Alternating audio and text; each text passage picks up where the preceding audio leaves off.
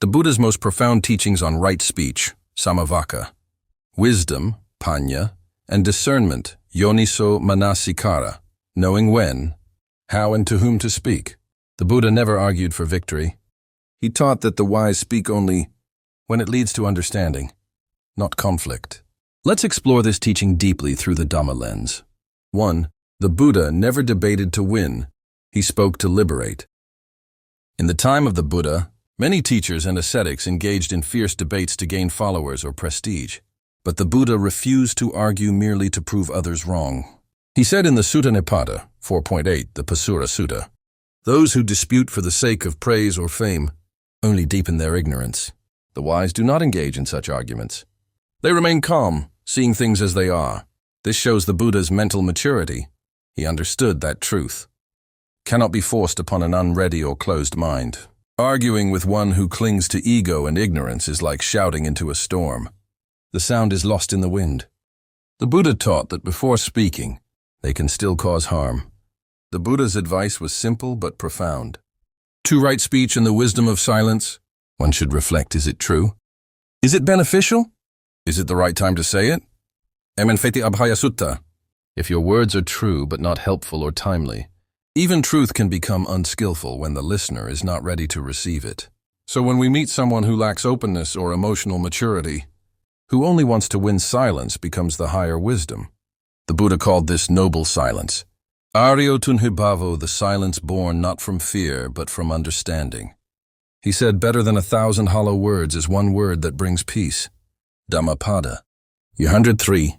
The ego and the root of conflict. The Buddha saw that most arguments are not about truth, but about ego.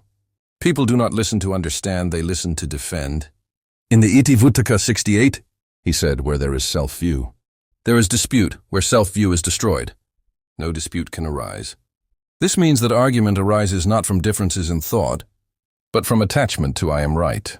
A wise person sees both sides as merely expressions of conditioning, not personal truth, but causes and effects. Thus, instead of arguing, the Buddha invited reflection through gentle questions. He guided others toward insight, never forcing it upon them, or different perspectives are natural, not wrong. The Buddha taught that each being perceives the world through the lens of their karma, past actions, conditioning, and mental states. Two people can witness the same event and see it completely differently, not because one is evil, but because their minds are trained differently.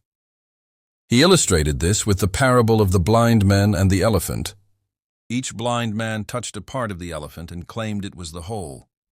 One felt the trunk and said, "It's a snake." Another the leg and said, "It's a pillar." They all argued endlessly, each convinced he alone was right. The Buddha concluded, in their ignorance they quarrel. The wise see the many sides and remain free from dispute.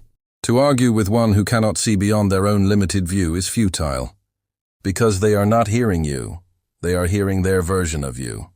5. The Dhamma view, when silence is the highest wisdom. In the Sabbasava Sutta MN2, the Buddha advised the practice of wise reflection, yoniso manasikara, knowing what is worth engaging and what is not. He taught that arguing with someone of undeveloped mind is like trying to straighten a dog. His tail, it only curls back when you let go. Instead, he said, cultivate patience khanti, and equanimity upekkha, for these protect your inner peace. He himself remained silent when people tried to provoke him. When accused or insulted, the Buddha simply said, if you offer a gift and it is not accepted, to whom does it belong? Sen 7 Dviakosa Sutta. The man replied, to the one who offered it. The Buddha smiled, so too. Your anger remains with you, for I do not accept it. That is the essence of mature wisdom, peace that cannot be shaken by immaturity. 6. Summary, the Dhamma behind. Do not argue with ignorance. Ignorance thrives on resistance. Speak only when your words can plant understanding. Silence is not weakness. It is mastery over ego. Different perspectives are the natural fruits of karma and conditioning, not enemies to be defeated. True maturity is knowing when not to engage.